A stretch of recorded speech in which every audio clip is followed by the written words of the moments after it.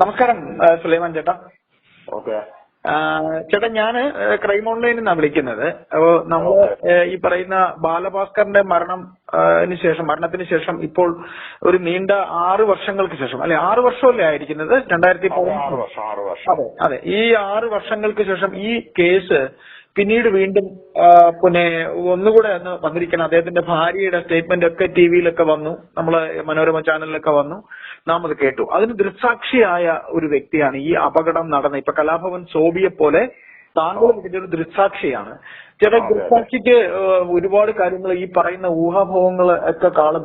ചേട്ടന് കുറെ സത്യങ്ങൾ പറയാനുണ്ടാകും. ഒന്ന് പറയാം, എന്താണ് ശരിക്കും സംഭവിച്ചത്? ശരിക്കും സംഭവിച്ചതെന്ന് പറഞ്ഞാല് ഞാന് എന്റെ വീട്ടിലായിരുന്നു. അപ്പൊ ഒരു 100-150 റോഡിന് 100-150 അടിക്കാണ് എന്റെ വീട്. അപ്പൊ ഞാൻ ഇവിടെ നിന്ന് റോഡിൽ ഭയങ്കര ഒരു സൗണ്ട് കേട്ടു. രാത്രിയായപ്പോ ഒരു ഭയങ്കര സൗണ്ട് കേട്ട് കുറെ സമയം എത്രയായിരിക്കും? ഒരു 3:30ക്കും 4-നും ഇടയ്ക്കാണ്. പറയൂ ചേട്ടാ. 3:30ക്കും 4-നും ഇടയ്ക്കാണ് ഈ സംഭവം നടക്കുന്നത്. അപ്പൊ എന്റെ സുഹൃത്തുക്കളെല്ലാം അവിടെ അരുവ തന്നെ ഉണ്ടായിരുന്നു. റോഡ് സൈഡായിരുന്നു വീട്. അപ്പൊ അവരെല്ലാം പെട്ടെന്ന് ചേട്ടൻ അവിടെ ഓടിയെത്തി. അത് എന്റെ കൂട്ടുകാരൻ വിളിച്ചായിരുന്നു.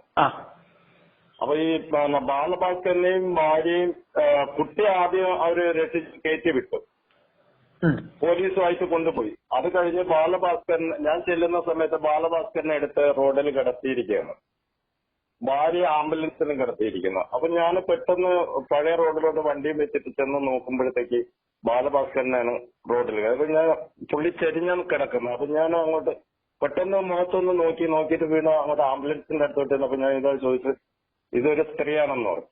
അപ്പൊ എനിക്കൊരു സംശയം, ഈ പുള്ളിയുടെ മുഖം എവിടെ കണ്ടതുപോലെ തോന്നി. അങ്ങനെ വീണ്ടും വന്ന് നോക്കുമ്പോ ബാലഭാസ്കരനാണ്. അപ്പൊ എന്നോട് ചോദിച്ചു, എന്റെ കുഞ്ഞെന്ത് ചെയ്യുന്നു? അപ്പൊ ബാലഭാസ്കർ സംസാരിക്കുകയാണ്, പുള്ളിക്ക് ഓർമ്മയുണ്ട്. അങ്ങനെ ഞാൻ എന്ത് ചെയ്ത് ഉടനെ തന്നെ അവിടെ നിന്ന് എന്റെ കൂട്ടുകാരനോട് ചോദിച്ചു, ഇതിൽ കുഞ്ഞുണ്ടായിരുന്നോ എന്ന് ചോദിച്ചു. അത് കുഞ്ഞിനെ പോലീസുകാർ കൊണ്ടുപോയെന്ന് പറഞ്ഞു. അപ്പൊ ഇന്ന് ഈ വണ്ടി ഒരാളുകൂടെ ഉണ്ട്, അത് ഡ്രൈവറാണോ എന്ന് പറഞ്ഞു. അപ്പൊ ഞാൻ പറഞ്ഞു, ഇത് ബാലഭാസ്കറാണ്, ഇത് നമ്മൾ ഏഷ്യാനെറ്റിലൊക്കെ പരിപാടി ചെയ്ത ആളാണ്, ഇത് നമ്മൾ കണ്ടിട്ടുണ്ടല്ലോ എന്ന് ഞാൻ ഇങ്ങനെ പറഞ്ഞിട്ട് വീണ്ടും ഞങ്ങള് പെട്ടെന്ന് ഡ്രൈവറെ എടുക്കാൻ നോക്കാൻ ഒരു അരമണിക്കൂറോളം ഞങ്ങൾ കഷ്ടപ്പെട്ടു. കാരണം എന്ന് വെച്ചാൽ പുകയും ബഹളവും. പുള്ളി കാലൊടിഞ്ഞ് സീറ്റിന്റെ അടിയിലോട്ട് പോയി, സ്റ്റീറിംഗ് പുള്ളിയുടെ നെഞ്ചില്.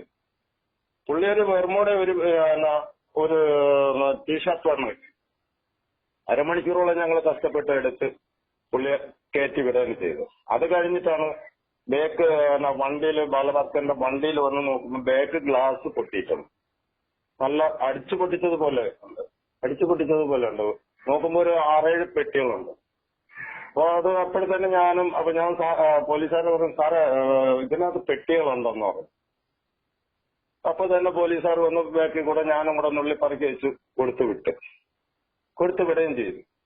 അപ്പോഴത്തന്നെ അപ്പോഴേ വേറെ കണ്ടാലറിയുന്ന ആൾക്കാർ അങ്ങോട്ടും ഇങ്ങോട്ടും ഓടുന്നു, അങ്ങോട്ട് മാറിയിരിക്കുന്നു, ഇങ്ങോട്ട് ഫോൺ ചെയ്യുന്നു, ഇങ്ങനെയൊക്കെ ചെയ്യുന്നുണ്ട്. നമുക്ക് അതല്ല അപ്പോഴുള്ള സമയം. പുള്ളി എങ്ങനെയെങ്കിലും രക്ഷപ്പെടുത്തി ഒരു ജീവൻ രക്ഷിക്കാൻ വേണ്ടിയാണ് നമ്മൾ നോക്കിയത്.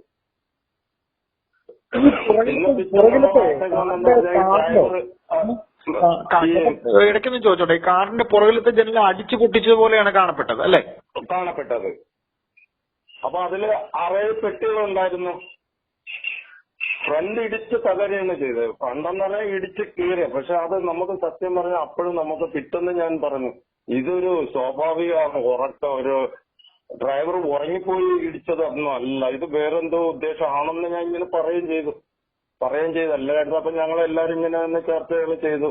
ഇത് ഇങ്ങനെ ഡ്രൈവർ ഉറങ്ങണമെങ്കിൽ അങ്ങ് പുറത്തോട്ടുന്നേ വരണം, പുള്ളി അവിടെയെങ്കിലും വണ്ടി മറിയുള്ളൂ.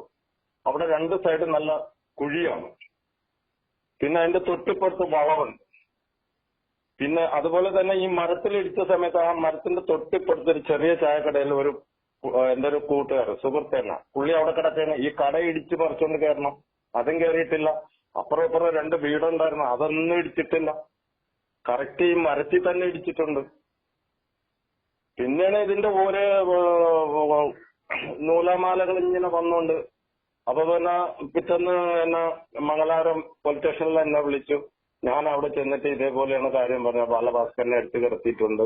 ഞാൻ ചെല്ലുമ്പോ ഭാര്യയെ വണ്ടി ആംബുലൻസിൽ കിടത്തിയിട്ടുണ്ട്. പിന്നെ ഈ ഡ്രൈവറെയാണ് നമ്മൾ എടുക്കുന്ന അത്രയും ബുദ്ധിമുട്ട്, അരമണിക്കൂറോളം ബുദ്ധിമുട്ടി എന്നെല്ലാം നമ്മൾ പറഞ്ഞു. ഞാൻ എല്ലാ റിപ്പോർട്ടും അത് തന്നെ കൊടുത്തു. അതുപോലെ തന്നെ മംഗലാപുരം അല്ല ആറ്റിങ്ങ SP വന്നു എന്നെ വന്നു ചോദിച്ചു. പിന്നെ CBI വന്നു. അവരെല്ലാവർക്കും ഇതേ റിപ്പോർട്ട് തന്നെയാണ് ഞാൻ കൊടുത്തിട്ടുള്ളത്. അല്ലാതെ ഈ പറയുമ്പോ വേറുള്ള ഈ ബസ് ഡ്രൈവറൊക്കെ പറയുന്ന അതൊക്കെ വെറുതെയാണ്.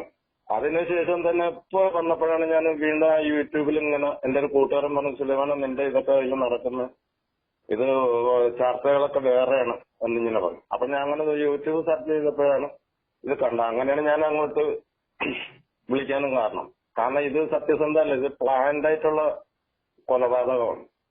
പ്ലാൻഡ് ആയിട്ട് കൊലപാതകം നടത്തിയതാണ്. ഒരു ചെറിയ കാര്യം ഞാൻ ചോദിച്ചോട്ടെ, സുലൈമാൻ ചേട്ടൻ ഈ കാണാൻ ചെല്ലുമ്പോ ഈ ബാലഭാസ്കറിനെ നിലത്ത് റോഡിൽ കിടത്തിയിരിക്കുവാണ് അല്ലെ ചേട്ടൻ? റോഡിന്റെ സൈഡിൽ കിടത്തിയിരിക്കുന്നു, ചെരിഞ്ഞ് കിടക്കാണ്. വലിയ അപകടങ്ങളൊന്നും ഇല്ലായിരുന്നു, അദ്ദേഹത്തിന്റെ ദേഹത്ത് വലിയ പരിക്കുകളൊന്നും ഉണ്ടായിരുന്നില്ല? ഒരു പരിക്കുമില്ല, പുള്ളിക്ക് ഒരു പരിക്കുമില്ല. ആണല്ലേ? അതെ, പുള്ളിക്ക് ഒരു പരിക്കുമില്ലായിട്ട് പുള്ളി നല്ലോണം എന്നോട് ചോദിച്ചു എന്റെ മകൾക്ക് എന്ത് പറ്റിയെന്ന് ചോദിച്ചു. അപ്പോഴാണ് ഞാൻ അറിയുന്നതും അവിടെ നിന്ന് കൂട്ടുകാർ അപ്പൊ പോലീസുകാർ കുട്ടിയെ കൊണ്ടുപോയെന്നും പറഞ്ഞു. ബാലഭാസ്കറിന്റെ ഭാര്യ എടുത്ത് ആംബുലൻസിൽ കിടത്തിയിരിക്കുകയാണ്. അത് കഴിഞ്ഞാണ് ഡ്രൈവറെ ഞങ്ങൾ രക്ഷപ്പെടുത്തുന്നതും. ഡ്രൈവറെ അരമണിക്കൂറോളം ഞങ്ങൾ കമ്പിപ്പാരയൊക്കെ കൊണ്ടുവന്ന് സീറ്റൊക്കെ പൊക്കിയാണ് ഞങ്ങൾ എടുത്തത്. ബാലഭാസ്കർ അപ്പോഴും സംസാരിക്കുന്നു. ചേട്ടാ, അപ്പോൾ ചേട്ടൻ ഈ ചെന്ന് കാണുന്ന സമയം എന്ന് പറയുന്നതിന് മുമ്പ് ചില കാര്യങ്ങൾ അവിടെ നടന്നു. അത് ഈ കലാഭവൻ സോബി നമ്മളോട് സംസാരിച്ചപ്പോ പറഞ്ഞു. കാര്യം അവിടെ ഈ വണ്ടിയുടെ പുറകിൽ അടിച്ച് പൊട്ടിച്ച പറഞ്ഞ രംഗമൊക്കെ ഇല്ലേ, അത് വേറെ ഒരു സംഘം പുറകിൽ വന്ന് ഈ വണ്ടിയുടെ പുറകിൽ അടിച്ചു പൊട്ടിക്കുകയായിരുന്നെന്നും ആ അടിച്ചു പൊട്ടിച്ച സംഭവത്തിന് ശേഷം നമ്മളെല്ലാവരും ചിന്തിച്ചതുപോലെ ഈ വണ്ടി മനഃപൂർവ്വം കൊണ്ട് മരത്തിൽ ഇടിക്കുകയായിരുന്നു എന്നാ പറയുന്നത്. എന്നിട്ട് അതിനകത്തിരുന്ന ഒരു വളരെ പ്രധാനപ്പെട്ട ഒരു ബാഗ് അപ്പോഴത്തേക്കും വേറെ ആരോ വന്ന് മാറിക്കൊണ്ട് പോവുകയും ചെയ്തു എന്നാ പറയുന്നത്. അതെ, അങ്ങനെ ആയിരിക്കണം. കാരണം ബാക്ക് ഡോർ അടിച്ചു പൊട്ടിച്ചതായിരുന്നു. ബാക്ക് ഡോറിലാണ് ബാലഭാസ്കർ കിടന്നത്, പിറകിലാണ്. അതിനടുത്തിരുന്ന ഏതോ ഇപ്പം ഈ കാർ ഇന്നോവ കാറായിരുന്നല്ലോ. ഇന്നോവ കാറിന്റെ പിറകില് ഏതോ പെട്ടിയിൽ ഈ പറയുന്ന പോലെ സ്വർണം കള്ളക്കടത്തുമായി ബന്ധപ്പെട്ട് ഉണ്ടായിരുന്നു എന്നാണ് സോബി അന്നും പറയുന്നത്, ഇന്നും പറയുന്നത്. അപ്പോ ചേട്ടൻ അന്ന് കാണുമ്പോ ബാലഭാസ്കറിന്റെ ഭാര്യയെ ആൾറെഡി ആശുപത്രി കൊണ്ടുപോകാനായി ആംബുലൻസിൽ കിടത്തിയിരിക്കുന്നു. ആംബുലൻസിൽ അല്ലാതെ നിലത്ത് റോഡിൽ ബാലഭാസ്കറെ കിടത്തിയിരിക്കുന്നു അല്ലെ? അദ്ദേഹത്തിന് യാതൊരു പരിചരണവും കൊടുക്കുന്നില്ല. ഇല്ല. അപ്പൊ മനഃപൂർവ്വം അദ്ദേഹത്തിനെ ഒഴിവാക്കി അദ്ദേഹത്തിന്റെ ആയുസ് അറ്റ് പോകാനായി ഒരു ശ്രമം നടത്തി എന്ന് തന്നെ വേണമെങ്കിൽ നമുക്ക് കരുതാം അല്ലെ? തീർച്ചയായിട്ടും 100% തീർച്ചയായിട്ടും അത് തന്നെയാണ്. ഞാൻ പണ്ട് ഞാൻ പറഞ്ഞിട്ടുള്ള അങ്ങനെ തന്നെയാണ്. പുള്ളിയെ പ്ലാൻഡായിട്ട് കൊല്ലാൻ നോക്കിയതാണ്. അല്ലെങ്കിൽ ഒരു പുള്ളിയെ എടുത്തു കഴിഞ്ഞാൽ ഉടനെ ഹോസ്പിറ്റലിൽ എത്തിക്കുകയല്ല അവർ ചെയ്തത്. പുള്ളിയെ എടുത്ത് നിലത്ത് കിടത്തിയിരിക്കുകയാണ്, റോഡിന്റെ സൈഡിൽ ചരിഞ്ഞാ കിടക്കുന്നത്. പുള്ളിക്ക് ഓർമ്മയുണ്ട്. അത് ആ ഡോക്ടർ പറഞ്ഞതും അത് തന്നെയാണ്. ഹോസ്പിറ്റലിൽ കൊണ്ടു ചെല്ലുമ്പോഴത്തേക്കും ആ ഡോക്ടർ പറഞ്ഞതും ബാലഭാസ്കറിന് ഓർമ്മയുണ്ടോ? മനസ്സിലാവുന്നു. ഒന്നില് പുള്ളി അവിടെ ഹോസ്പിറ്റലിൽ വെച്ച് എന്തെങ്കിലും അത്യാവശ്യം ചെയ്തതാണ്. ചേട്ടാ, ബാലഭാസ്കറിനെ മെഡിക്കൽ കോളേജിൽ കൊണ്ടുപോയിട്ട് ന്യൂറോയ്ക്ക് പ്രശ്നമുണ്ടോ എന്ന് കരുതി എന്ന് മനഃപൂർവ്വം പറഞ്ഞുകൊണ്ടാണ് അവിടുന്ന് അമൃത ഇവിടെ കൊണ്ടുപോകുന്നത്, നമ്മുടെ അനന്തപുരി കൊണ്ടുപോകുന്നത്. മെഡിക്കൽ കോളേജിലായിരുന്നു എന്നുണ്ടെങ്കിൽ അദ്ദേഹം രക്ഷപ്പെട്ടേനെ. അദ്ദേഹത്തിന് ന്യൂറോ തീർച്ചയായിട്ടും 100% പുള്ളി രക്ഷപ്പെടുമായിരുന്നു. പുള്ളി അത് പ്ലാൻഡായിട്ട് അവിടെ നിന്ന് മാറ്റിയതാണ്. തീർച്ചയായും. അപ്പോ താങ്കൾ നമ്മൾ നേരിട്ട് ഇനിയും കാണുന്നതാണ്. കാണാൻ ശ്രമിച്ചു, കാണാൻ കഴിയാതെ പോയത് കൊണ്ടാണ് ഇങ്ങനെ ഒരു ഫോൺ സംഭാഷണത്തിലേക്ക് നമ്മൾ പോയത്. സുലൈമാൻ ചേട്ടനെ തുടർന്ന് ഞാൻ ബന്ധപ്പെടും, നമുക്ക് നേരിട്ട് കാണാം. നമ്മളോട് ഇങ്ങോട്ട് വിളിച്ചതാണെന്ന് സുലൈമാൻ ചേട്ടൻ തന്നെ പറഞ്ഞു. അപ്പൊ ഈ വസ്തുതകൾ വെച്ച് കൂട്ടി വായിച്ച് നോക്കുമ്പോൾ ബാലഭാസ്കറെ ഒരു ട്രാപ്പിൽപ്പെടുത്തി കൊന്നത് ആണ് എന്ന് തന്നെ നമുക്ക് കരുതാം അല്ലേ ചേട്ടാ? അതെ. ഞാനിപ്പോ ഒരു കാര്യം കൂടെ പറഞ്ഞോട്ടെ. നമ്മുടെ ബാലഭാസ്കറിന്റെ വൈഫിന് ശരിക്കും ഇതിനെ കുറിച്ച് അറിയുമെന്ന് ഇപ്പൊ ഈ ഇന്റർവ്യൂവിൽ കാണുമ്പോ അവർ 1-2 വാക്ക് ആദ്യം തെറ്റി പറഞ്ഞു, പിന്നീട് അവർ യഥാർത്ഥത്തിലേക്ക് വരുന്നു. പിന്നെ അതുപോലെ തന്നെ ബാലഭാസ്കറിന്റെ ഫോണ് കൊടുത്തേച്ചെന്ന് പറഞ്ഞ അതൊക്കെ ഒരു ദുരൂഹതയുണ്ട്, ഇല്ലാന്നല്ല. ആ സ്ത്രീയെ ശരിക്കും ചോദ്യം ചെയ്താൽ അത് കൃത്യമായിട്ട് അറിയാം. അല്ലെങ്കിൽ അവർ ആരോ ഭീഷണിപ്പെടുത്തുന്നുണ്ട്, അവർ ഭയപ്പെടുന്നുണ്ട്, ആരെയൊക്കെയോ അവര് ഭയപ്പെടുന്നുണ്ട്. അവര് TV വാർത്തകളിൽ തന്നെ അവര് സംസാരം ഞാൻ കേട്ടിട്ട് തന്നെ എനിക്ക് തന്നെ പുച്ഛം തോന്നുന്നു അവരോട്. കാരണം ഭർത്താവ് മരിച്ചു, കുഞ്ഞു മരിച്ചു, ആറ്റുനോട്ടുണ്ടായ ഒരു കുഞ്ഞു പോലും പോയി. പിന്നെ അവരെന്തിനു ജീവിക്കുന്നെന്നാ ഞാൻ ചിന്തിച്ചു പോയി. അല്ല, ശരിക്കും ചേട്ടനെ പോലെ ഒരു സാധാരണക്കാരായ ആൾക്കാർക്ക്, നമ്മളെല്ലാം സാധാരണക്കാരായ ജനങ്ങൾക്ക്, നമ്മുടെ സമൂഹം നമ്മൾ ചിന്തിക്കുന്നത്, നമ്മളിപ്പോ നോക്കുന്നത് അങ്ങനെ തന്നെയാണ്. ഇവരാരെയൊക്കെയോ ഭയക്കുന്നുണ്ട്. ഇദ്ദേഹത്തിന്റെ കൂട്ടുകാരായിട്ട് കൂടെ നടന്നവർ തന്നെയാണ് അദ്ദേഹത്തെ ചതിച്ചത് എന്ന് താങ്കൾ എന്നോട് സംസാരിച്ച് തുടങ്ങിയപ്പോ തന്നെ എനിക്ക് അദ്ദേഹത്തെ, ഈ ബാലഭാസ്കറിനെ ചേട്ടൻ പറയുന്ന പോലെ തന്നെ നാമും ഒക്കെ അടുത്ത് നിന്ന് കണ്ടിട്ടുള്ള ഒരു ചെറുപ്പക്കാരനാണ്. അപ്പൊ അദ്ദേഹത്തിന്റെ ജീവൻ പോകാനായി ഇങ്ങനെ റോഡരികിൽ മനഃപൂർവ്വം കിടത്തി എന്നൊക്കെ പറയുമ്പോൾ അത് കൂട്ടി വായിക്കുമ്പോൾ വല്ലാത്ത ഒരു ഭയം തോന്നുന്നു. കാരണം എന്നിട്ട് വാർത്തകൾ വന്ന എന്താണ്, ബാലഭാസ്കരനാണ് വണ്ടി ഓടിച്ചത്, ഡ്രൈവർ പറയുന്നു ബാലഭാസ്കരനാണ് വണ്ടി ഓടിച്ചത്, അങ്ങനെ ചെയ്തു, ഇങ്ങനെ ഇവൻ മൊഴിമാറ്റി പറഞ്ഞു എന്നുള്ളൊരു കാര്യമെങ്കിലും അവർ പറഞ്ഞു. അതിലെങ്കിലും നമുക്ക് അവരോട് നന്ദി പറയാം. കാര്യം ഇവൻ വണ്ടി ചേട്ടൻ പറഞ്ഞതൊക്കെ, നിങ്ങളൊക്കെ അവനെ വണ്ടിക്കകത്ത് നിന്ന് എടുത്തിട്ട് അവിടെ മെഡിക്കൽ കോളേജിൽ ചെന്നിട്ട് അവൻ പറഞ്ഞു അവനല്ല ഓടിച്ചതെന്ന് പോലീസിന് മൊഴി കൊടുത്തു. മൊഴി കൊടുത്തത് എങ്ങനെ? ബാലഭാസ്കർ ഓടിച്ചത്. ഞങ്ങളെ കൈക്ക് വിട്ടതാ, എന്താ എന്റെ കൈക്ക് വിട്ടുക, എന്തായിരുന്നു? പോലീസൊന്നും വേണ്ട, ഞാൻ എന്റെ കൈക്ക് വിട്ടുതന്നിട്ട് അവനെ ഞങ്ങൾ അത്ര കഷ്ടപ്പെട്ടാണ് എടുത്തതാണ്. തീർച്ചയായിട്ടും നിങ്ങളെപ്പോലെ സാധാരണക്കാർ നിരവധി, ചേട്ടൻ ഉൾപ്പെടെ എത്ര പേരുണ്ടായിരുന്നു ചേട്ടാ അന്ന് രക്ഷാപ്രവർത്തനത്തിന്?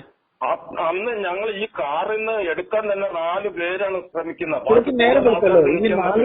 ഇറങ്ങിക്കൊണ്ടിരിക്കുകയാണ്. അല്ല, ഒരു 4:30 മണിക്ക് നടന്ന സംഭവം ഇരുട്ട് കഴിഞ്ഞ് നേരം വെളുത്തു കഴിഞ്ഞു. ഇത് എല്ലാരെയൊക്കെ മാറ്റി കഴിഞ്ഞപ്പോ ഏകദേശം വെളുക്കാറായി. 6:30 മണിയൊക്കെ അപ്പൊ തന്നെ ഈ ഇരുട്ടത്താണ് ഒരു 5-5:30 ആയി. അപ്പൊ ഈ ഇരുട്ടത്താണ് ഇതൊക്കെ ചെയ്യുന്നത് അല്ലേ? ഇരുട്ടത്താണ് ഇത് എത്രയും ചെയ്യുന്നത്. അപ്പൊ ബാലഭാസ്കരനെ ഞാൻ എന്നിട്ട് അവിടെ നിന്നുകൊണ്ട് പറയാൻ, ഇത് ബാലഭാസ്കരനാണ്, ടിവിയിൽ പ്രോഗ്രാം ചെയ്യാൻ വരുന്ന വ്യക്തിയാണല്ലോ ഇങ്ങനെ കിടക്കുന്നത്. അത് നിലത്താണ് കിടത്തിയിരിക്കുന്നത്, റോഡ് സൈഡിലാണ് കിടത്തിയിരിക്കുന്നത്, ആംബുലൻസിലും അല്ല. ആ ചെമ്മൺ റോഡില് ഭാര്യ അകത്ത് കിടന്നത്, ആംബുലൻസ് കിടത്തിയിട്ടുണ്ട്, പുള്ളി നിലത്താണ് കിടത്തിയിരുന്നത്. ചിലര് ഇവിടെ മിക്കുള്ളവരും ഭയപ്പെടുന്നുണ്ട്. അവര് തന്നെ പറഞ്ഞു നമുക്ക് ഇതിന്റെ പേരിൽ കേസ് പറയാൻ കയറി ഇറങ്ങിയെന്നാണ്. ഞാൻ പറഞ്ഞ അങ്ങനെയല്ല, ഒരു ജീവനാണ്. ആ ജീവൻ ആര് കള്ളത്തരം പറഞ്ഞാൽ അത് നമ്മൾ സത്യസന്ധമായിട്ട് നമ്മളെ നാട്ടിൽ നടന്ന ഏതൊരു മനുഷ്യനായ ഏതൊരു വ്യക്തി ആയിക്കോട്ടെ, അത് നമ്മൾ സത്യം തന്നെ പറയണമെന്ന് ഞാൻ പലരോടും പറഞ്ഞതാ. പിന്നെ അതിനുശേഷമൊക്കെ ഇവിടെ ആരൊക്കെ വന്നു ഇതിന്, അപ്പോഴൊന്നും ഞാനില്ലായിരുന്നു. ഇവരെയൊക്കെ ഇന്ന് കൈവിലക്ക് എടുത്തു എന്നുള്ള ഒരു സംശയമുണ്ട്. ഏതായാലും സുലൈമാൻ ചേട്ടാ, താങ്കളൊരു വലിയ സത്യമാണ് പറഞ്ഞത്. തുടർന്നും താങ്കളെ ബന്ധപ്പെടും, നമുക്ക് നേരിൽ കാണണം. ഇല്ലല്ല, ഞാനത് എവിടെ വേണമെങ്കിലും പറയാം. അതിലൊന്നും എനിക്ക് കാരണം ഈ കേസ് തെളിയണം, 100% തെളിയണം.